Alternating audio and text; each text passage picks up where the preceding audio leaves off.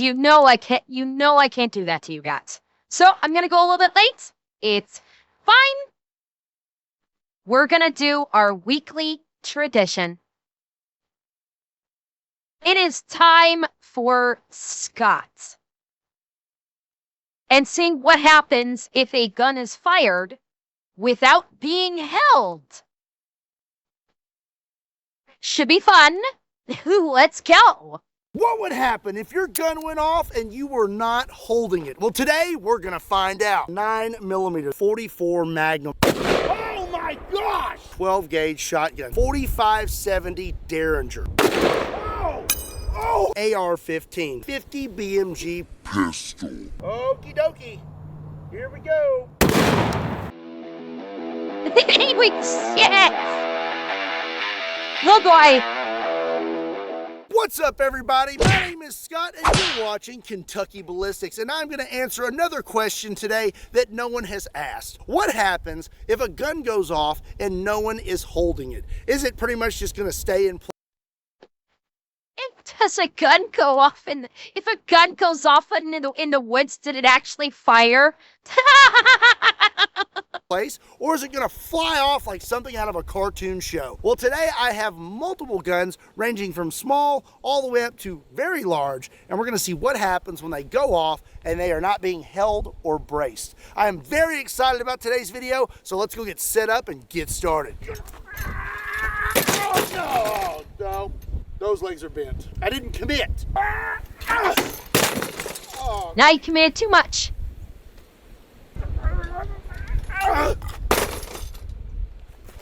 All right, it's time to get started. And first up is going to be a 9mm. This is a Glock 17, and here's how this is going to work. We need this gun to go off, but I don't want anything supporting it or blocking it from flipping. So I have a 25-pound weight and a cinder block. I will lean this gun up against the cinder block, and then I should be able to pull the string, get the gun to go off, and then we will see if it flips off the table or if it pretty much just sets where it's at. And we'll be loaded up with some 9mm Hydroshock 147 grain rounds. This might be tough for him to today we will logistically. only be using one round. That way when it goes off, we do not have to worry about it going off again. We are hot. Logistically, you might need to alter that slightly. Right there. Now it's time to pull the string. Okay, here we go. First up, 9mm. Okay. We're gonna reposition because it started to. Yeah. What I was gonna say is like you can't. Let's try again. What I was gonna say is you kind of need to have two things, one on either side, to at least support it, but not brace it. Yeah, because the problem he's got with his current setup is that with the angle, it's going to end up turning the gun.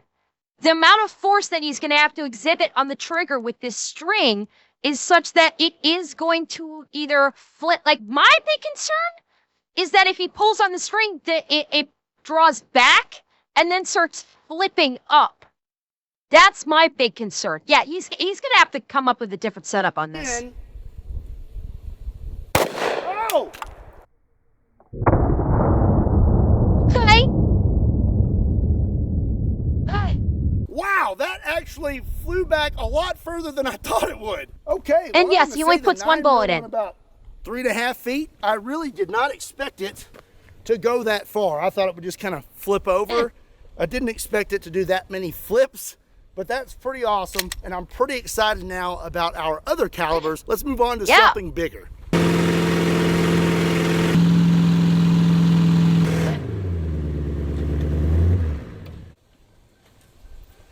Time. Fresh start, but same road. Debt just keeps you stuck in the mud. Burning money on interest while your wheels just keep spinning in the same spot. You wouldn't ignore this, so don't ignore your debt. PDS Debt has already helped hundreds of thousands take back the wheel and get moving again. Whether you're struggling with credit cards, personal loans, or medical bills, PDS Debt has custom solutions for you to help get you out of debt. They go beyond the numbers to understand your unique financial situation and craft a personalized plan designed just for you. Their There's no minimum credit score required. They're here to help you save money, pay off debt faster, and start putting money back where it belongs, in your pocket. PDS Debt is A+ rated by the Better Business Bureau, boasts thousands of 5-star reviews he fires on Google, all, he and goes holds from a 22 5-star all the way rating up on to like 20 Trustpilot. millimeter. Why? Because PDS He does has all helped range of hundreds caliber. thousands of people get out of debt. I mean, he just fired a personally 9 know what it's millimeter. like to That's not a struggle large with debt. caliber. Don't wait 9 another millimeter is a month. small Get caliber. back in the driver's seat in 30 seconds. Get your free personalized assessment and best option for you at pdsdebt.com/KYB. Again, that's pdsdebt.com/KYB, pdsdebt.com/KYB, or there's a link in the description down below. Again, a big thank you to PDS Debt for sponsoring today's video. Now, let's get back to it. Here we go. We are going to skip a few calibers and step it up next to 357 Magnum. This is a Henry 357 Magnum, and I will be using a 158 grain 357 Magnum. So in theory, this one should go off a lot easier than the Glock because we have single action available. So I'm just gonna set it up like this, put the stringer on the trigger again, pull back that hammer, and it should go off pretty easily. If 9mm at about 3.5 feet, I feel like this one's gonna go a lot further, but it is a little bit heavier. That there. See, I don't know about this one because the 9mm is more of a sealed system, where the 357, when it's a revolver, is not as sealed with the cylinder as the 9mm chamber is. It might not flip as much because the gas is gonna be able to escape easier. So it's possibly, so let me see if I'm doing my physics right here. Yeah, but the gas is still moving in the same direction. Yeah, the action's not gonna eat the recoil. Because think about it, the 9mm did that flip because of the action. Because the slide, that's where your recoil is. The recoil, a lot of it is in the movement of the slide, so you have no rear slide movement on this. So, I do think it might move. It may not move as much as the 9mm. Because, thank you, Atanasi. It might not move because you don't have, that's true, the 9mm was pointing down. Well, the slide absorbs recoil, but at the same time, it's generating recoil when it reaches the termination point of its action. I don't know. I'm spitballing here as a guess. Let's find out. My handy dandy string. Tie that. Okay. We are loaded up. And now I'm going to pull back the hammer. Okay, let's scoot back. Okie dokie. Here we go. Oh! Okay, about the same. That moved about, I think that went close to the same. Oh, it landed right on the barrel. It's probably full of dirt. All right, before I pick that up, looks like we went about the same distance as the 9mm. Yeah. This gun is heavier, so if it was a little lighter, probably okay. And oh, we're good. Here, let me verify real quick, show you. It's unloaded. So it's perfectly fine that I'm showing you this, okay? We are not full of dirt. Thank goodness, because that is the worst. So I would say those are pretty good results. Let's move on to something a little bit bigger than 357. So up next, we are going to step it up to 44 Magnum, but this is not your average 44 Magnum. This is a Smith & Wesson Airlight PD. This thing has a titanium cylinder and it is very light. It is so light. No, this thing's gonna fly. It damages the skin on your hands within a few shots. And I'm gonna load it up with a 340 This thing's gonna fly. Those Airlights, I've had the opportunity, not in a 44, not in a 44 caliber. I believe I had, it was either a 38. I think it was a 38. I've had the opportunity to handle Airlights before, like Airlight revolvers.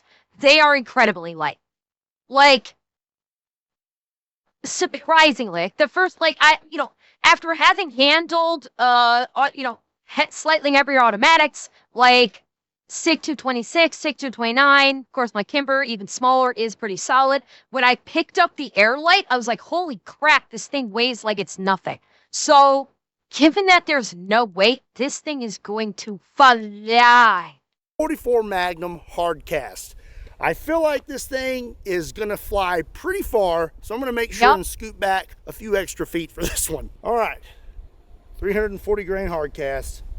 Whew. Not a 45 cal, a 54 cal. So bad. Oh, all right. You're gonna lean it up about right there. All right. See if I can get it to go off. Oh my gosh! Wow! The hang time that thing had. Holy snap! That was pretty impressive. Yeah, I tell you what, I'm gonna walk that out real quick. Let's see here. That had right some hang time. So 1, 2, 3. Oh no, 4, it went back. 5, 6, it 7, went back. 8. Don't act like you're not impressed. 9, 10, 11, 12, 13, 14, 15, 16, 17, 18, 19 feet. What'd you think about that, officer? Pretty straight line. Didn't even lose my balance. 19 feet is how far that went. And we got no dirt in the end of the barrel. So a super light 44 Magnum with a 340 grain hard cast will go quite far if you're not holding on to it. So up next, we're going to step it up to 500 Magnum. Now you may notice that the lighting has changed and it's a little bit wet. And that's because we got rained out yesterday and had to stop filming, so I'm back out here the next day. The 44 Magnum flew off the table pretty far, but it had a very light frame. This 500 Magnum has a heavier frame. It is a Taurus 500 Magnum Raging Hunter. And I think that's going to be a determining factor. I legit think that the weight of this thing is going to keep it more grounded. Do I think it's going to get knocked back on the table? Yeah, I think it may actually travel less than the 9mm and the 357. I think it might actually like flip back off the table, but it's not even gonna go like the 3 feet that the first two did, because the weight of the frame is so heavy. And I'm gonna be using a Underwood Ammo 700 grain hard cast. All right, I got my string attached. Hammer is pulled back. Get that string on the trigger. And now let's scoot back. All right, here we go. 500 Magnum. Oh! About the same as the 9 and the 4 and the 40 and the 357. Wow! That went pretty really close far. to the same. I'm going to say that the 500 Magnum went just as far. A little bit more. As the 44 Magnum. I'm going to walk it out real quick. Let's see. 1, 2, 3, 4, 5, 6, 7, okay, 8, that's a little 9, farther than I 10, thought. 11, 12, 13. Okay, not as far as the 44 Magnum, but it still went pretty far and got quite a bit of air. Yeah, it did go farther than the 9. It did. A little bit of dirt on our sight and our grip, but the barrel still looks good. It's not so much the main factor being the weight of the gun and not the caliber. It is a combo platter of both. It's a combo platter of both the caliber of the firearm and the weight of the firearm. We do not have any mud in there, so that's fantastic. I do not have to clean that out later. So before we move on to rifles and shotguns, I have one more pistol that I want to use in today's video, and that is a 4570 Derringer. This is a Bond Arms 4570 Derringer, and this is one of the hardest recoiling pistols you could possibly shoot. And it's going to be loaded up with a 4570 405 grain soft point. I think this is going to go much further than the 44 Magnum, but let me know what you think in the comment section down below. This is going to fly. This is gonna be silly. The trigger pull on this is much stiffer than the other handguns, so we have run into a few issues with figuring out how we can get this to go off without something being behind it, but I think we have found a solution. So I'm gonna get this set up,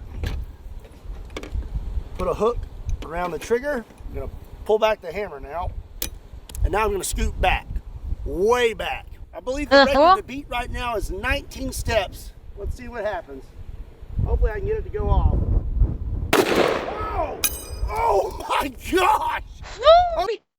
Hold up. I was partially in the way on that one. Holy fuck! Oh my God! Okay, yep. Holy shit! That is definitely the new record. I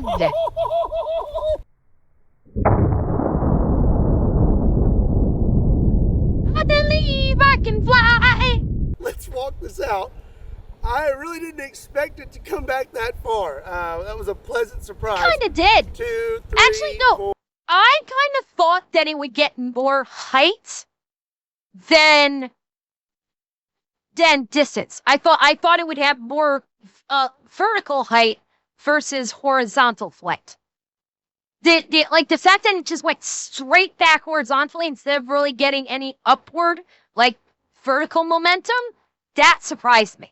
4, 5, 6. 2 hours later. 26, 27, 28, 29, 30, 31, 32, 33, 34, 35, 36, 36 and a half, which probably a little further than 36 and a half feet because I wear a size 15, but you get the point. That really covered some distance and really shows just how hard this little guy be kicking. Oh, we got quite a bit of dirt in it, but none in the barrel. So that is fantastic. Nice. Let's move on to a shotgun. So the 45-70 Derringer is going to be pretty hard to beat at this point. It set the bar pretty high, but we're going to see what happens when we move on to a 12-gauge shotgun. So this is a Maverick pump-action 12-gauge shotgun, and we're going to be loaded up with a 1-ounce 12-gauge slug. I'm really curious about this one. I really am. Get her set up, get our hook around our trigger, and now we will scoot back. All right. Boy. Here we go. Oh! Okay. Not very far, did it? Wow. Not very far. That went back further than I thought it would, but still not 30-something feet. 1, 2, 3, 4, 5, 6, 7, 8, 9, about 10 feet. And we landed with our butt in the dirt, and we got nothing in the barrel, so that's great. And looks like it already ejected the shell for us. That was pretty awesome. Nice. It really shows why you should hang on to a pump action 12-gauge shotgun, especially one that's set up for home defense. So now we are going to move on to rifle calibers, and up first is an AR-15. This is chambered in 5.56. Now this I don't think is going to move much. One round of 5.56, and this is a 55 grain round. I really don't think we're going to see much happen with this. No, okay, me neither. All set up, and now we are loaded up. I'm going to scoot back, but I doubt it even makes it 5 inches. Okay, here we go. Yeah, I don't think it's going to move far. Sorry, it didn't move. Hang on. Like, okay, here at we go. all. Didn't even move. Didn't even move. Now, that was expected. That was expected. Just as I suspected, it barely moved. Now you have scientific evidence to show your buddy that complains about AR-15 recoil that they are just being a sissy. We only made it a few inches. We did manage to eject our round, but those results were about what I expected. Now let's move on to something a little bit bigger. So up next is going to be a 6.5 Creedmoor. This is a Savage Axis chambered in 6.5 Creedmoor, and we're loaded up with 1 round, and this is 143 grain. I don't think this one's going to move very much either. I'm not really sure what to expect with this one. All right. I'm going to hazard a guess and say this may not move all that much. Loaded up. Honestly, I don't think it's going to move that much. I will be surprised if this even makes it off the table. Here we go. Oh! Okay, well, I'm surprised. Okay. Okay. Not bad. Confession, you know, I'm not exactly a huge 6.5 Creedmoor fan, so part of me was like, it's just a 6.5, there's no way it's going to kick that hard, but it actually kicked harder than I thought it would, and we made it all the way off the table. Yes, it did. If you were not hanging on to this thing when it went off, it definitely could be a bad day. So now I think it's time to really step it up. Up next is going to be a 50 BMG. This is a Serbu RN50 50 BMG rifle, and this gun really makes my neck tingle. If you know, you know. And I will be loaded up with a 50 BMG 660 grain full metal jacket. This one I'm curious about. This gun is rather heavy, so I will be curious to see if it actually goes off the table. I'm curious about this one. To just kind of scoot back a little bit. And you may be thinking that this is the final gun in today's video, and you would be wrong. I have another 50 BMG after this, and I'm pretty excited about it. But first, I think this one is not going to move all that much. We're loaded up. I don't think this is going to move it as much as you might think. Get a little nervous with this thing. All right. We are good to go. Okay. We have our string around our trigger. Now I'm just gonna pull the hammer back. Kaboom! Oh dear. That saw that coming. Here we go. Oh! Yeah, that's about what I expected.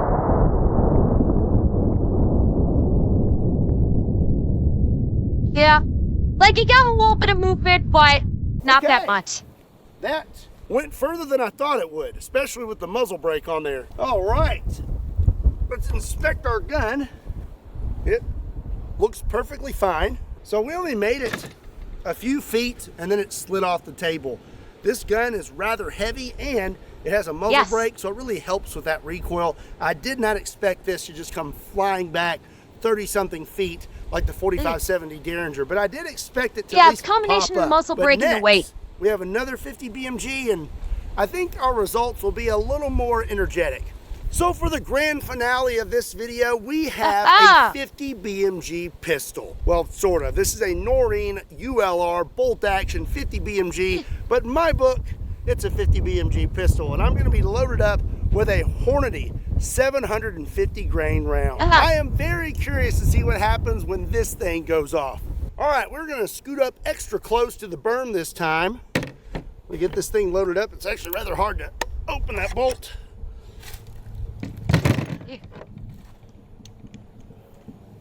Oh goodness. This is gonna be interesting. Oh. Okay, you know what? Let's turn that to the side. Okay, we are all set up. We have our string attached to our trigger. This one I think may fly. Okie dokie. Here we go. This final shot is brought to you by SDI. If you want to get your start in firearms technology, be sure to check them out. There's a link in the description down below. Oh my gosh. Not as much as I thought. Oh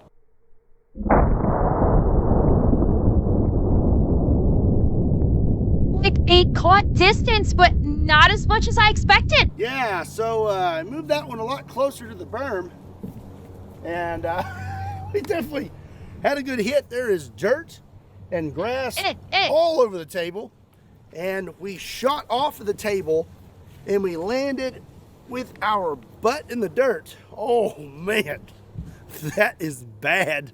It's gonna take forever to clean all that out of there. Oh. But we did not break anything. We are still good. Oh.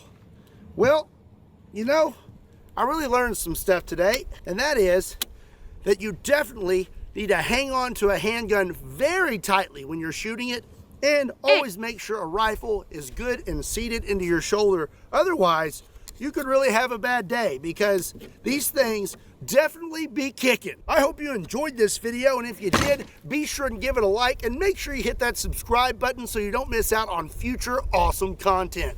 Hell yeah, and I am. And I am. Kentucky Ballistics t-shirt, there's a link in the description down below. And as always, my name is Scott. Thank you so much for watching Kentucky Ballistics. I'll see you next time. Hey, I like this thing. Pretty good. Me too, me too.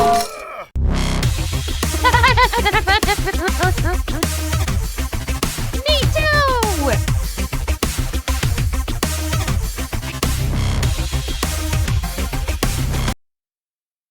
Oh, that was great. That was great. Yes. Have I influenced Scott to transition to the bonking pipe for his videos? Have I gotten Scott to change to the bonking pipe? Oh. Well, it's still funny. That was fantastic. That was great.